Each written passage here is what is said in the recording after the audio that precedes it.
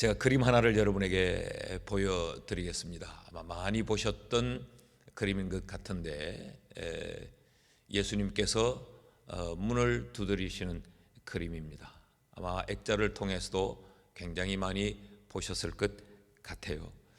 그런데 이와 유사한 또 하나의 그림을 여러분에게 보여드리겠습니다.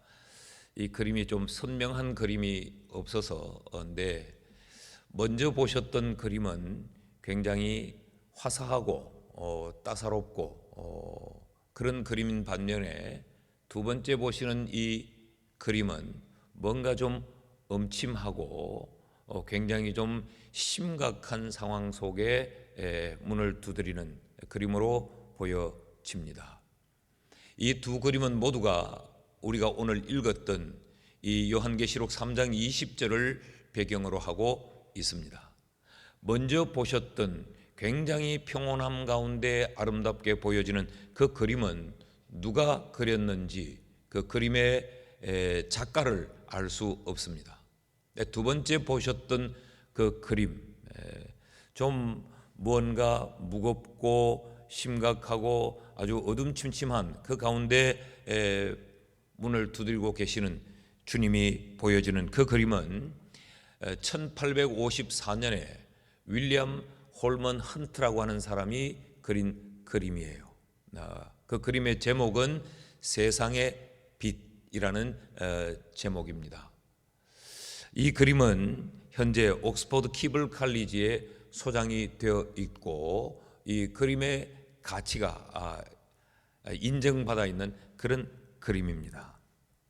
어떤 그림이 요한계시록 3장 20절에 이 내용을 잘 보여주는 그림일까? 저는 후자에 여러분이 나중에 보셨던 덜 아름다워 보이는 그림이라고 생각합니다.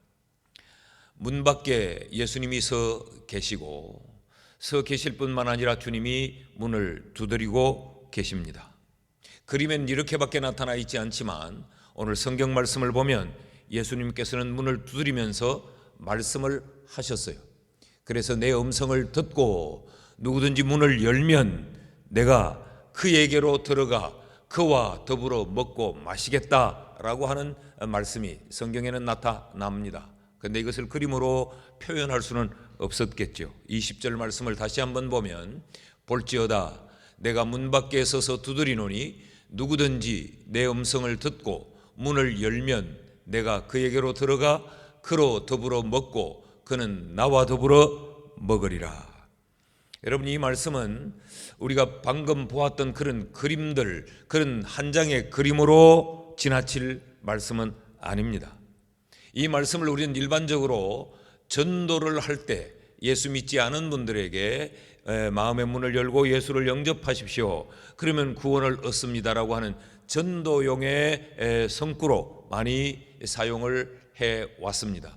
그렇게 사용해도 크게 틀리지는 않는 말씀입니다. 그런데 이 말씀이 만약에 성도들을 향하여 하신 말씀이라고 하면 이 말씀은 좀 더 무겁고 심각해지는 말씀이 됩니다.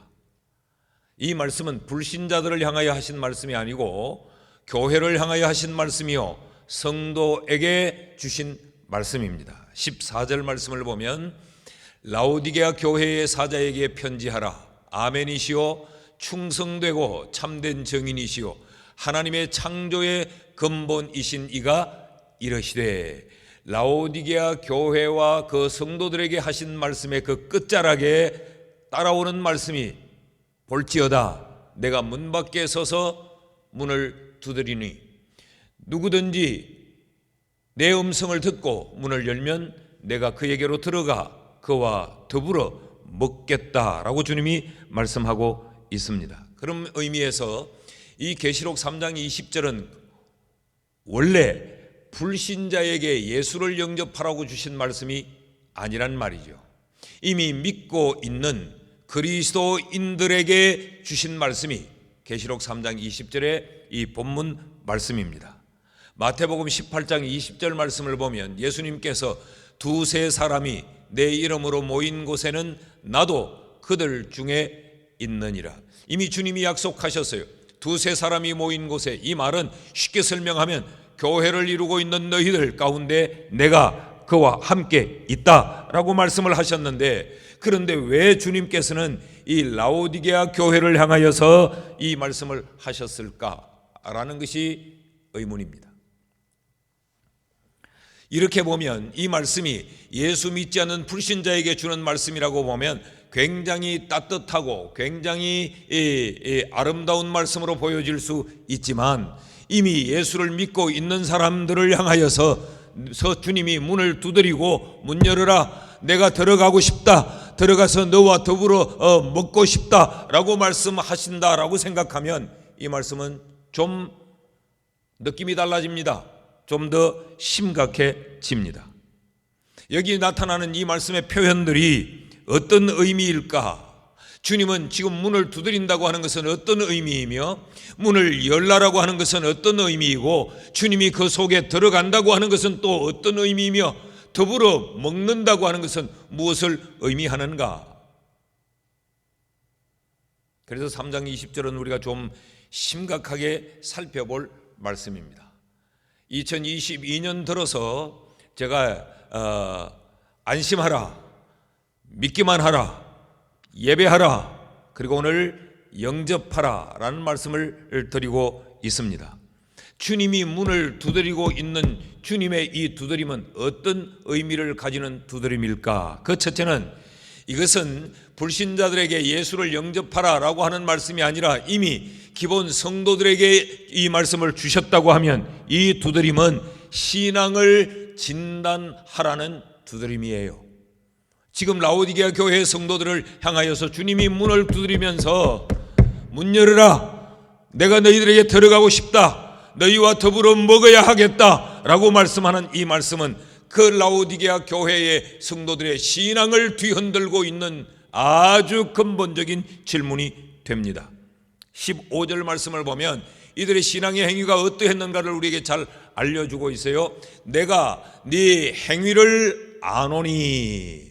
그러니까 라오디게아 교회의 성도들의 그 행위를 언급한 끝에 주님이 그들을 향하여 문을 두드리고 계시는 겁니다. 그렇다면 이 주님의 문 두드림은 20절의 이 말씀은 그들의 신앙의 행위와 연결된 말씀인 것을 우리가 알 수 있습니다. 예수님이 문 밖에서 계신다, 그들의 이 신앙의 행위와 관계된 이 말씀을 하시면서 주님이 문 밖에서 문을 두드리고 계신다라고 하는 것은 이 라오디게아 교회 성도들의 영적인 상태가 얼마나 심각한가를 우리에게 보여주고 있는 거죠. 얼마나 이들의 영적인 상태가, 이들의 신앙의 행위 자체가, 이들의 삶이 얼마나 심각하면 주님이 이들 안에 있지 않고 문 밖에서 주님이 서서 지금 문을 두드리면서 문 열으라고 주님이 말씀을 하실까? 그런 의미에서 이 말씀은 굉장히 심각하게 들어야 될 말씀입니다. 이들의 행위가 어떠했는가? 이들의 행위가 어떻게 심각했기에 주님이 문 밖에 서서 주님이 문을 두드리고 계시는가? 성경을 보면 예수님이 앉아 계실 때는 예수님의 그 의미와 예수님의 그 권능이 드러나는 이 표현들로 주님이 앉아 계시는 것이 묘사되지만, 주님이 서서라고 주님이 서 계시는 모습을 묘사할 때마다는 굉장히 심각한 상태고 절박함을 사건 속에는 주님이 서 계셨어요. 스데반이 돌을 맞아 순교할 때 그때 하늘 문이 열려 그 하늘을 우러러 보았더니 주님이 보좌 곁에 서 계셨다고 성경이 말을 해요. 지금 주님이 문 밖에 서서 문을 두드리고 있다고 하는 것은 그들의 행위가 굉장히 심각했다라는 이야기입니다. 얼마나 심각했느냐? 16절 말씀을 보면 네가 이같이 미지근하여 뜨겁지도 아니하고 차지도 아니하니 내 입에서 너를 토하여 버리리라. 이것이 라오디게아 교회 성도들의 행위였다는 거죠. 영적인 상태, 신앙의 상태였다는 이야기입니다. 그래서 주님께서 내 입에서 너를 토하여 버리리라. 이 영어 성경에 보면 이 토하여 버린다라고 하는 것을 다양하게 번역을 해뒀어요. 가장 오래된 이 영역본에 보면 I will spew thee, out of my mouth. 글자 그대로 나의 입에서 토해버리겠다.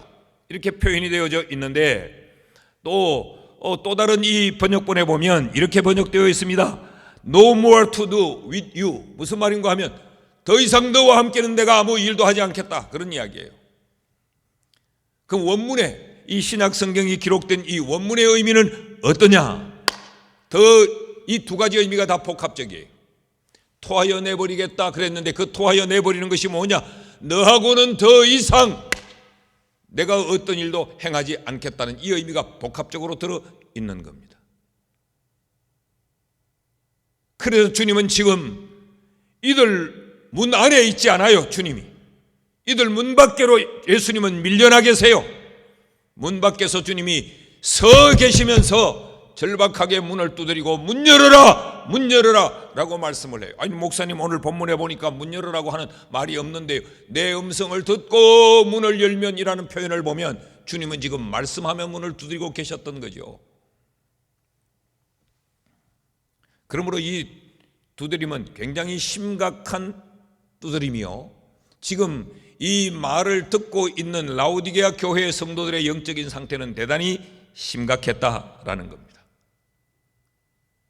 얼마나 심각했길래, 도대체 어쨌길래 주님이 토하여 버리겠다, 토하여 버리겠다는 것은 더 받아들일 수 없다는 거죠. 그러니까 더 이상 내가 너를 붙들고 무엇을 계획하고 의논하고 일할 수 없다, 그런 이야기지요. 17절 말씀을 보십시오. 네가 말하기를 나는 부자라 부요하여 부족한 것이 없다 하나 네 곤고한 것과 가련한 것과 가난한 것과 눈먼 것과 벌거벗은 것을 알지 못하는도다. 여기 두 가지로 크게 우리가 나누어 생각할 수 있어요.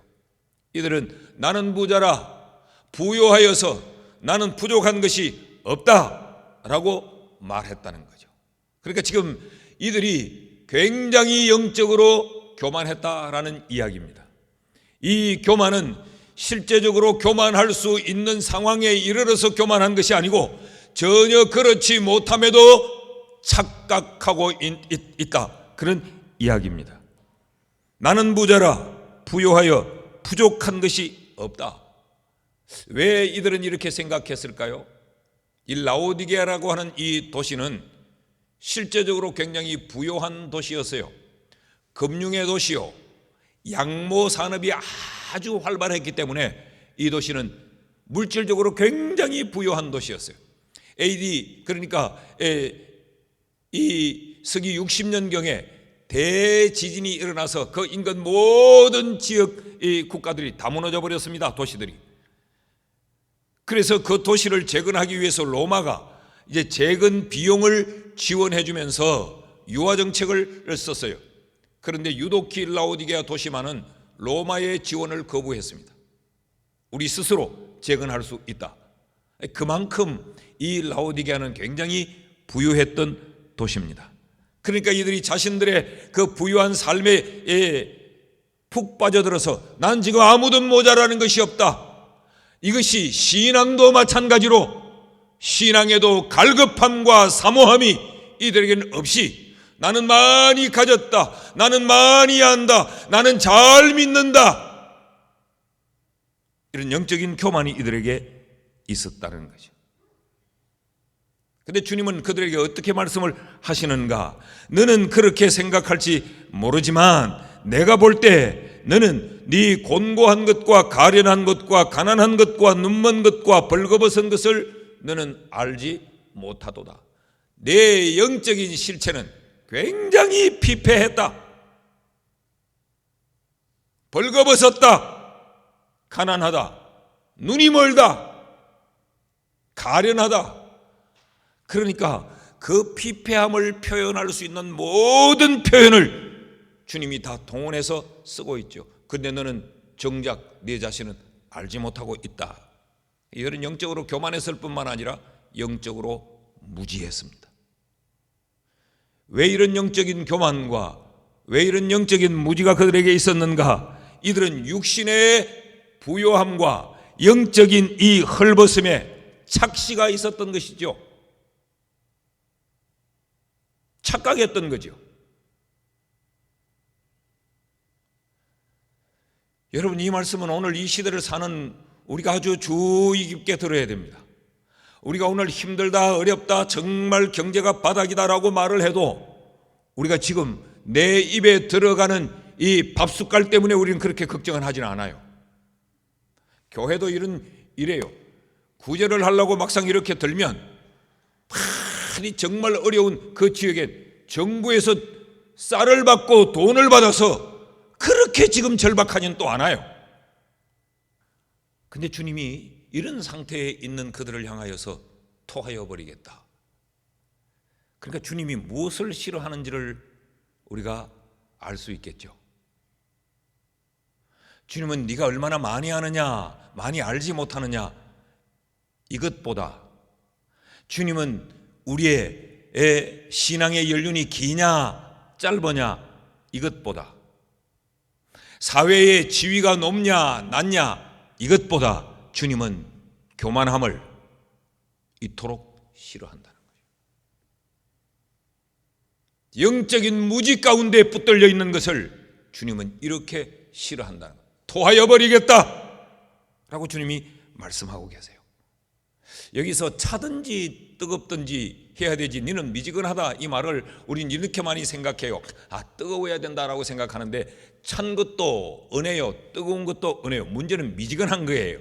여기 차든지 뜨겁든지 이 말은 이 라오디게에서부터 14km 떨어진 곳이 골로새입니다. 그리고 굉장히 인근에 있어요. 이 골로새는 어떤 도시냐?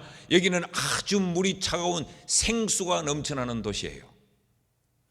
또 이 라오디게에서 북쪽으로 약 10km 떨어진 곳에는 히에라폴리라고 하는 이 직역을 하면 성스러운 도시라고 하는 곳은 온천의 도시입니다. 그건 아주 뜨거운 온천물이 있는 거예요. 그 라오디게아는 거기에서 이 온천수를 관로를 통하여서 라오디게아까지 가져와서 식수를 사용합니다. 그러니까 오는 동안 이 물이 온도가 떨어져서 미지근하니까 차라리 잡든지 차라리 뜨겁든지, 그러니까 이거는 아무런 음료로 사용하기에 가치가 없다는 거죠. 라오디게아 교회가 지금 그런 신앙의 상태에 있다는 거예요. 그러면서도 자신들은 찬 쪽으로 기울었다가 들은 뜨거운 쪽으로 기울었다가, 그러면서 자신들은 굉장히 괜찮은 줄로 생각을 했다는 이야기입니다. 이들 왜 이런 착각을 했을까? 그럼 주님은 이토록 싫어하는데 이들은 왜 이런 착각을 했을까? 여러분, 하나님을 제대로 경험하지 못했기 때문에 그렇습니다. 전능하신 하나님, 부요하신 하나님, 창조의 주인이신 그 하나님을 제대로 몰랐기 때문에 이들은 지금 이런 영적인 교만에, 영적인 무지에 빠져 있었던 것이죠. 요한 캘빈이 이런 이야기를 했습니다. 인간은 하나님의 위엄 앞에서 자신을 보기 전까지는 결코 자기가 얼마나 비천한 존재인가를 알지 못한다 그랬어요. 이해가 되시죠? 진짜 그 전능하신 하나님 앞에 서보면 나는 참 무능하구나를 알아요. 진짜 그 전지하신 하나님 앞에 서보면 나는 내가 안다는 게 이게 아무것도 아니구나, 내 지식이, 이걸 알 수 있어요. 그러니까 교만하다, 이런 착각 속에 산다, 이것은 아직 제대로 하나님을 경험하지 못해서 이런 상황에 떨어지고 마는 것이죠. 여러분, 혹 우리의 신앙 상태가 이렇지는 않을까요? 이런 착시, 이런 착각, 그래서 자신도 모르게 교만, 이런 무지함 속에 우리의 신앙이 세월만 타고 흘러 지나오지는 않을까요? 그래서 10년, 그래서 30년, 그래서 50년을 지나오지 않을까요? 여러분, 우리가 무엇으로 부요함을 누립니까?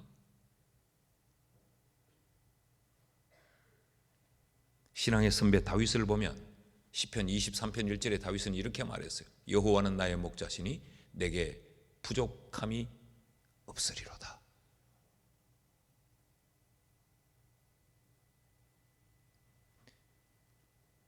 목동의 입장에서도 하나님이 내 목자시니까 나는 부족함이 없다. The Lord is my shepherd. 주님이 내 목자다. 그렇기 때문에 I shall not be in want. 나는 더 원하는 게 없다. 원하는 게 왜 없을 수 있겠어요? 예? 그 광야 들판에서 자지 않고 제대로 된 구중궁궐에서 살고 싶지. 그런 것들이 다 없어도 하나님이 계시니까, 그 하나님이 필요하면 채워주실 거니까, 그 하나님 계시면 나는 더 이상의 원함이 없다. 주님은 우리가 이런 신앙을 갖기를 원하는데 지금 라우디가 교회 성도들은 그렇지 않았다는 거죠. 그래서 주님이 지금 문 밖에 서서 문을 두드리며 문 열으라고 말씀을 하고 계시는 겁니다. 우리의 신앙도 다시 한번 진단해 볼 수 있기를 바랍니다. 그래야 2022년 다시 새로워질 수가 있어요. 다시 일어설 수가 있어요. 그냥 마음에 다시 한번 해보자, 오케이, 혀를 깨물고 어금니를 물고 두 주먹을 불 끈지고 결단한다고 될 일은 아니에요. 다시 새로워지려면 예수님의 이 문 두드리는 소리를 듣고 내 신앙을 진단해 봐야 합니다. 늘 내가 옳다고 생각하고, 늘 나만 바르다고 생각하고, 나는 제대로 살고 있다고 생각하고, 나는 옳은 신앙의 길을 가고 있다고 생각하면 지금 그 심령을 향해서 주님이 문을 두드리고 계십니다. 둘째로, 주님은 서서 문을 두드리고 계시는데 이 문 두드림의 두 번째 의미는 뭐냐? 신앙을 진단하라고 하는 문의 두드림일 뿐만 아니라 신앙을 치료하라고 하는 문 두드림이에요. 이어지는 권면의 말씀을 보면 18절 말씀을 보면 내가 너를 권하노니 이렇게 시작해요. 여러분 마치 이런 것 같지 않습니까? 의사가 청진기를 가지고 숨을 크게 쉬어보세요. 밥은 잘 먹습니까? 아이고, 이 지금 이 들리는 폐의 소리가 심상치 않습니다. 아이고, 배를 꾹꾹 눌러보더니 아이고, 여기 큰 혹이 지금 잡힙니다. 이러면 이거 안 됩니다. 이러면 죽어요. 이거 얼마를 못 살아요. 그런 이후에 이렇게 하십시오 라고 처방을 내려주는 듯한 말씀이 바로 이 18절이에요. 내가 너를 권하노니 내게서 불로 연단한 금을 사서 부요하게 하고 흰옷을 사서 입어 벌거벗은 수치를 보이지 않게 하고 안약을 사서 눈에 발라 보게 하라. 넌 지금 잘 볼 건 못 보고 있다. 지금 네가 이렇게 헐벗고 가련하고 이 비천함 가운데 있는데 이걸 왜 못 보고 있냐 너는. 그러니까 안약을 사서 좀 봐라. 내 수치가 이만저만이 아니다. 흰옷을 사서 입어 네 수치를 좀 가려야 되겠다. 네가 내게서 불로 연단한 금을 사서 부요하게 해라. 진짜 부요하도록 해라. 너 가난하다. 지금 이 말씀을 처방을 내리고 있는 거죠. 여기 불로 연단한 금을 사서 부요하게 하라. 이 말은 불로 연단한 금, 잡금이 아닙니다. 16금, 18금이 아니에요. 불로 연단해서 모든 불순물을 쫙 뽑아내버린 24K 순금을 말합니다. 그걸 가져야 부요하다. 그걸 가져야. 흰옷을 사서 네 수치를 가리라. 거룩과 성결함을 이야기하는 거예요. 목사라고 만족할 것이 아니고 네가 얼마나 거룩한 목사냐, 네가 얼마나 성결한 목사냐, 이게 중요하다는 이야기죠. 난 교회 40년 다녔고 난 모태교인이야. 이게 중요한 것이 아니고 너 얼마나 거룩한 신앙을 소유하고 있느냐, 이게 중요하다는. 교회에서 어떤 포지션, 위치, 직분이 중요한 게 아니고 네 신앙이 얼마나 순수하고 거룩하냐, 교만하진 않느냐, 절대로 교육받고 지시받으려고는 하지 않는 거야. 이러지 않느냐? 안약을 발라 포기하라. 바른 분별력을 가져야 된다. 그런데 이 말들을 하면서 이것보다 더 중요한 것은 불로 연단한 금을 사서, 흰옷을 사서, 안약을 사서라고 이야기합니다. 여기 사다라고 하는 이 말은 아고라조라는 말인데, 이 아고라라는 말이 시장, 슈퍼마켓이란 말이에요. 이 아고라조라는 이 단어를 직역하면 자주 시장을 다녀라, 그런 이야기예요. 자주 시장을 다녀라. 그래서 이 아고라조, 사서라고 하는 이 말은 값을 지불하고 구입하라라는 거예요. 값을 지불하고 구입하라. 주님은 우리의 신앙생활이 결코 게으르거나 나약한 자리에 있기를 원치 않아요. 편안하게 신앙생활 하기를 원치 않아요. 내 좋은 대로 내가 기준을 세워놓고 내 쉬운 대로, 내 편한 대로, 내 쪼대로 교회 생활, 신앙생활 하는 것을 주님은 원치 않아요. 자, 이 말이 우리에게 오해가 되면 안 됩니다. 구원은 값없이, 우리의 아무런 공로나 행위 없이 은혜로 우리에게 주어지는 것이지만, 구원받은 성도가 살아가는 그 신앙의 삶은 바로 이 아고라조가 필요한 거예요. 이것을 주님이 이렇게 말씀을 하십니다. 19절에 보면 이 사다라고 하는 이 의미를, 물은 내가 사랑하는 자를 책망하여 징계하노니 그러므로 네가 열심을 내라, 회개하라 라고 말해요. 여기 책망, 징계, 열심, 회개, 이런 이야기입니다. 불로 연단한 금을 사기 위해, 흰옷을 사기 위해, 안약을 사기 위해서 필요한 게 뭐냐? 책망도 받아야 되고, 징계도 받아야 되고, 열심도 내야 되고, 회개도 해야 된다, 그런 이야기예요. 이것 없이는 불로 연단한 금을 살 수 없다. 풀순물인에게서 다 빠져나가 버린 순도 100%의 그 신앙생활을 할 수 없다는 거죠. 그러지 않고는 수치를 가리울 그 거룩과 성결의 신앙생활을 할 수 없다. 살아라고 하는 말이 19절의 의미를 다 담고 있어요. 특히 여기 열심이라는 이 부분만 좀 제가 설명을 하려고 합니다. 여기 열심이라는 이 말은 젤로라고 하는 말인데, 이 말은 열심내다는 이야기가 아니고, 이 말은 열중한다, 집중한다, 그런 이야기예요. 우리의 신앙이 어떻게 치료될 수 있느냐? 예수께 집중해야 우리의 신앙이 치료될 수 있습니다.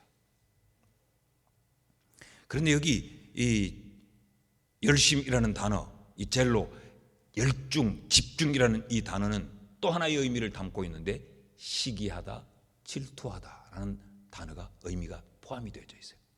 그러니까 하나님은 우리가 하나님에게만 집중하지 않으면 시기하고 질투하세요.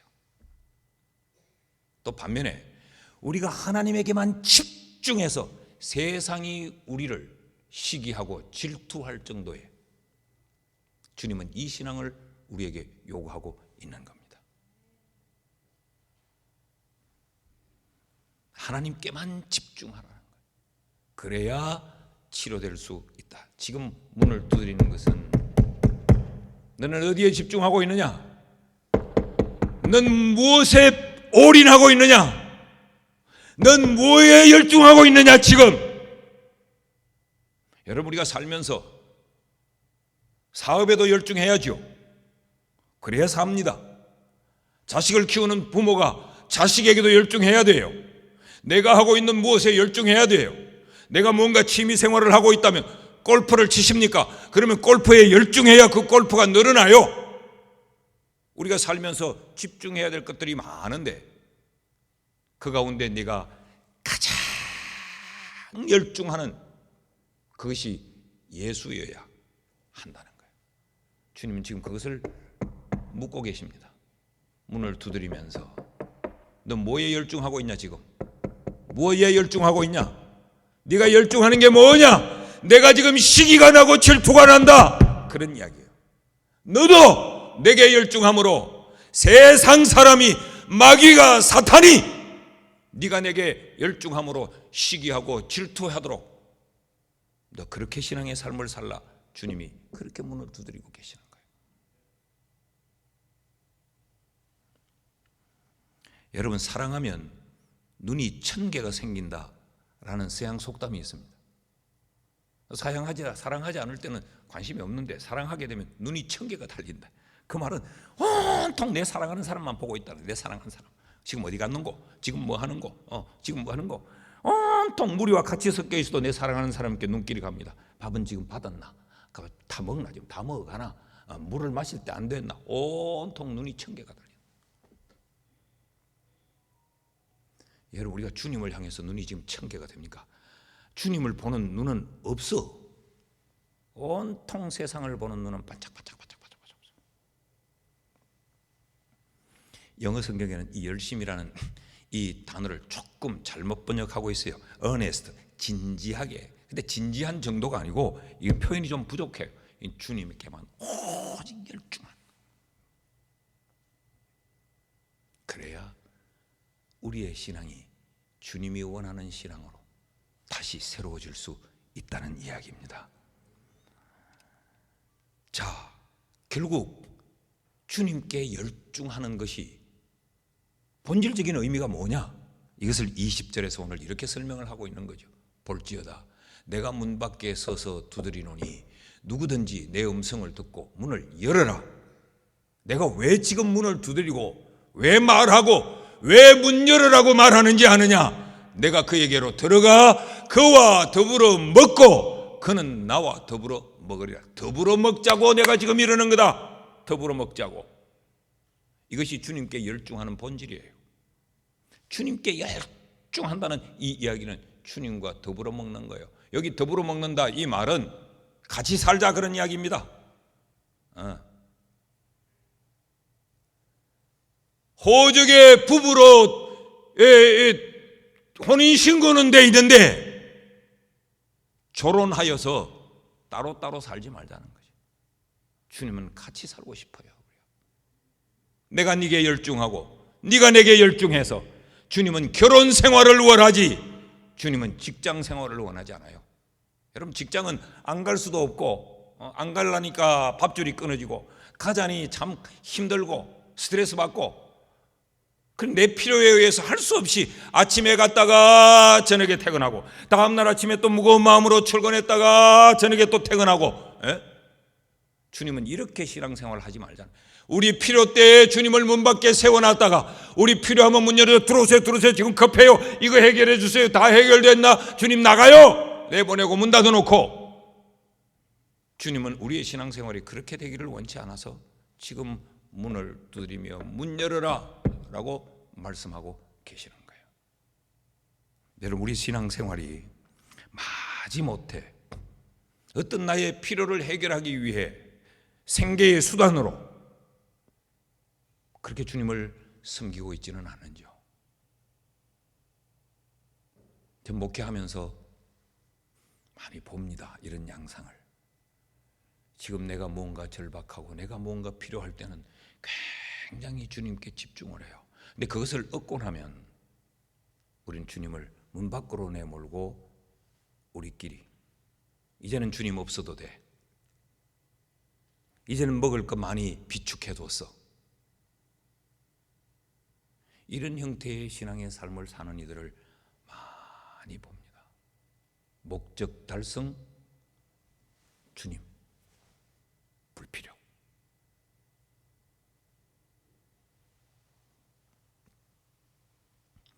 마태복음 13장 44절 말씀에 보면 천국은 마치 밭에 감추인 보화와 같으니 사람이 이를 발견한 후 숨겨두고 기뻐하며 돌아가서 자기의 소유를 다 팔아 그 밭을 사느니라. 이 말을 다시 바꾸면 이렇습니다. 천국은 마치 밭에 감춘 보화와 같으니 사람이 이를 발견한 후. 이 말은 예수 만나고 난 이후에 이 사람이 삶이 어떠냐? 내 모든 것을 다 팔아서라도 나는 주님만 소유하면 된다. 이렇다는 거예요. 그래도 이게 기쁘다는 거죠. 여러분, 오늘 우리의 신앙의 삶이 이러한지요? 사도 바울을 보십시오. 우리가 빌립보서의 말씀을 쭉 살피다가 지금 해가 바뀌어서 중단을 하고 있는데 곧 다시 살필 겁니다.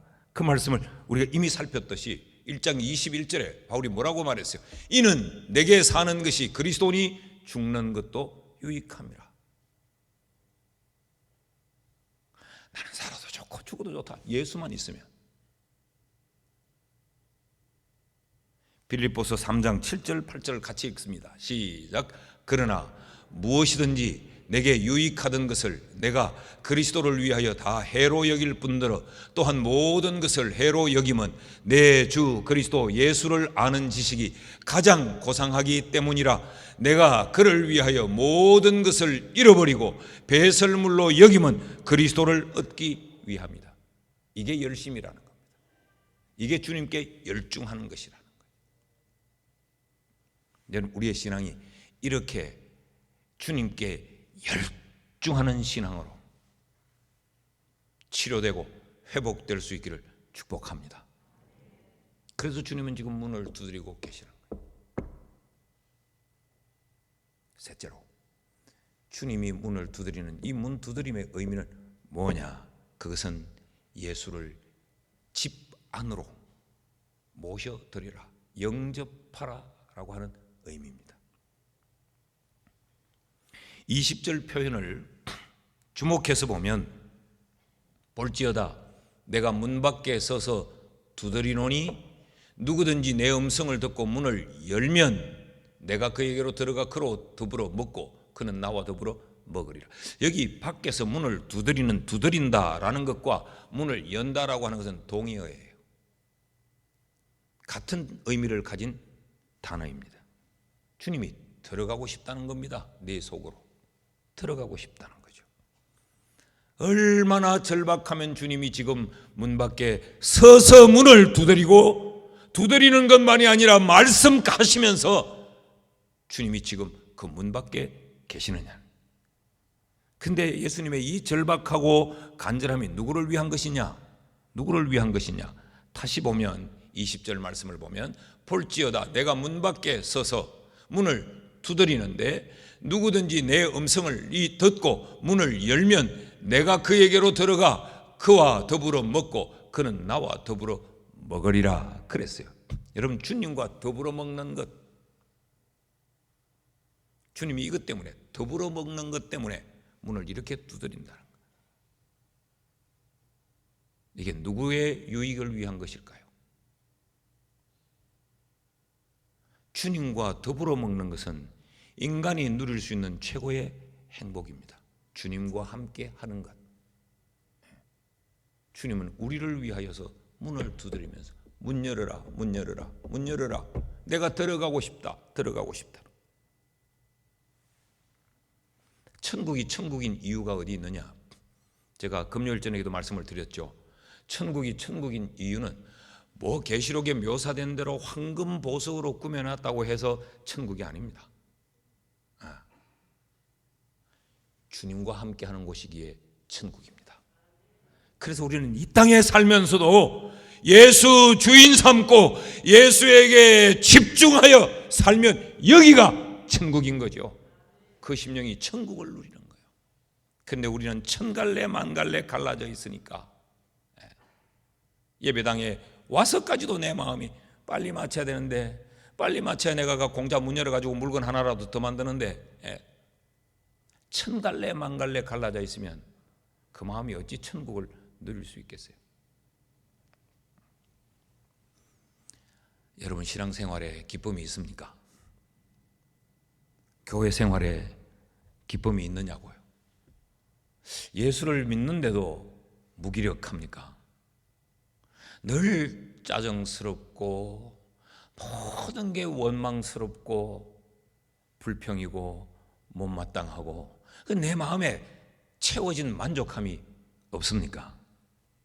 아니면 신앙생활을 참 안 할 수도 없고 부담입니까? 교회 생활이 짐입니까? 그렇다면 오늘 예수님이 문 두드리는 두드림의 소리를 듣고 우리의 심령을 문을 열어 예수를 영접해야 합니다. 그 주님이 내게 주인이 되게 하셔야 된다는 말. 그 주님에게 우리가 열중해야 된다는 이야기입니다. 그러면 주님이 토하여 내치지 않고 나와 함께 주님이 일해요. 나와 함께 주님의 일에 주님이 나를 불러서 그걸 쓰고. 여러분, 우리가 집에서 이렇게 뭘 해보면 아이들은 뭔가 어른이 하는데 거기 같이 하고 싶어 해요. 엄마가 뭘 막 이렇게 하면 그 같이 끼어서 뭘 한번 지도 해보고 싶어 할 줄도 모르는 게 이게 아이에게는 기쁨이에요.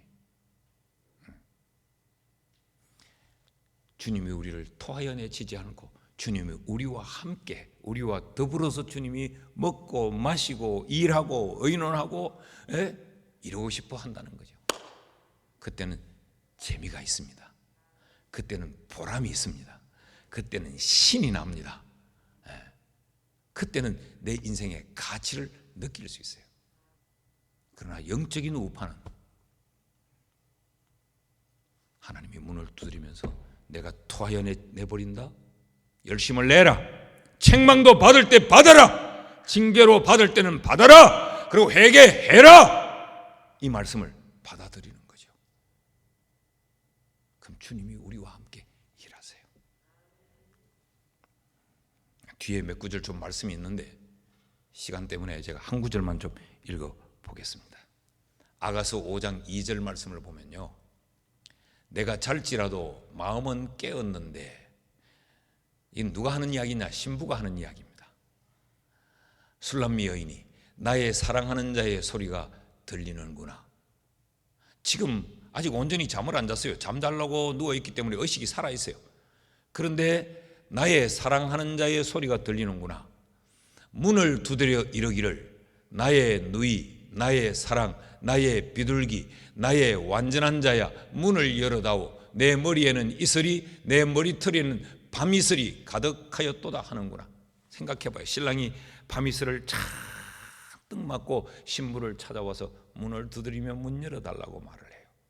근데 이 신부는 잠을 자려고 옷을 벗고 누워 있었는데 아직 잠들지는 않았어요. 소리가 들려진다는 이야기입니다.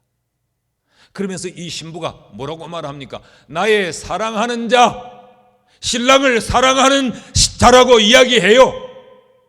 그러면서 이 신부는 문을 열지 않습니다. 내가 이미 옷을 벗었는데 다시 일어나 어떻게 문을 열어주리요? 열지 않아요. 신랑은 그 문을 열기 위해 그 손가락을 집어넣어 문고리를 벗겨보려고 하다가 그만 이 손에 상처가 나서 핏방울이 그 문고리에 뚝뚝뚝뚝 떨어져요. 신부가 문을 열지 않다가 늦게서야 마지못해 문을 엽니다. 5장 6절을 보면, 좀 뛰어넘어서 5장 6절 말씀을 보면, 내가 내 사랑하는 자를 위하여 문을 열었으나 그는 벌써 물러갔네. 그가 말할 때에 내 혼이 나갔구나. 내가 그를 찾아도 못 만났고 불러도 응답이 없었노라. 기회가 지나갔다는 이야기입니다. 그러면서도 참 이상해요. 자꾸 사랑하는 자라고 말을 해요. 사랑하는 자라면 문을 열었어야지. 내 사랑하는 남자, 내 사랑하는 남자, 내 사랑하는 주님이라고 말하면서도 주님이 문 두드리며 문 열어라, 나를 좀 영접해라 라고 말하는데 마음의 문을 닫고 뒤늦게서야 내가 그때 혼이 나갔지. 우리말로 하면 내가 그때 미쳤지. 뭔가 시있지. 그때 왜 문 안 열어줬었고? 늦게서야 보니까 그 문고리에 피가 철철철철 무르는, 내게 문 열으라고 문빗장을 비껴보려고 그렇게 신랑이 애를 썼는데 늦게 일어나 보니 신랑은 온데간데 없는 거예요. 여러분, 이 말씀이 오늘 주님이 우리에게 나를 영접해라, 나를 주인 삼아라, 내게만 열중하라 라고 하는 마지막 기회의 말씀으로 듣고 우리의 신앙을 다시 한번 일깨우는 이런 예수 영접하는 이런 은혜가 우리에게 있기를 축복합니다. 교회 생활로 만족하지 마십시오. 교회 활동으로 만족하지 마세요.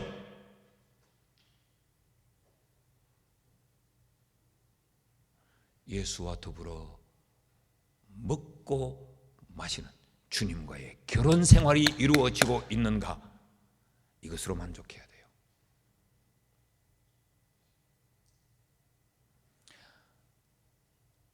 목사님들 중에 저를 보고 부러워하는 분들도 계세요. 70살 되면 은퇴합니다. 총회장도 1년 하고 임기 끝나면 은퇴하고 나면 벌써 나는 뒷방 늙은이요. 이제는 어디 설교하러 오라고 부르지도 않더라고. 와서 이렇게 뭐 좋은 축사나 한마디 해달라고. 뒷방 늙은이요. 기회는 지금입니다. 여러분, 주님과 더불어 먹는 결혼의 생활을 우리가 누릴 수 있기를 주의 이름으로 축원합니다.